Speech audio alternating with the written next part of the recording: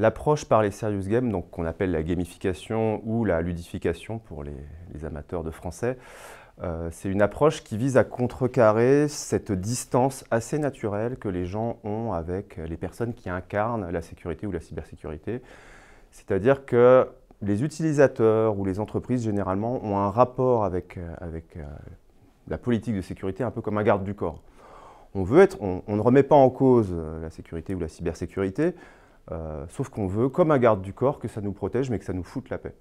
C'est-à-dire qu'en gros, les gens ne veulent pas, ne souhaitent pas être acteurs de la sécurité dans l'entreprise.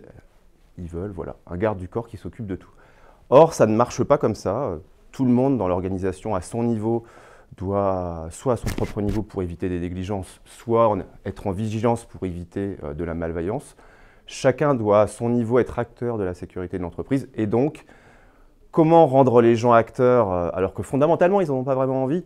Il y a cette approche dans le cadre de la sensibilisation qui sont les serious games. En gros, en faisant jouer les gens, en leur faisant jouer un rôle, en les mettant parfois en compétition avec d'autres équipes, en les faisant un peu jouer contre eux-mêmes pour améliorer leur score. Bref, il y a tout un tas de petites astuces qu'apporte le jeu. Ça permet aussi de dédramatiser la situation, ça permet aussi de se mettre à la place de l'attaquant ou d'être à la place de la victime, mais sans que ça ait véritablement d'enjeu dramatique.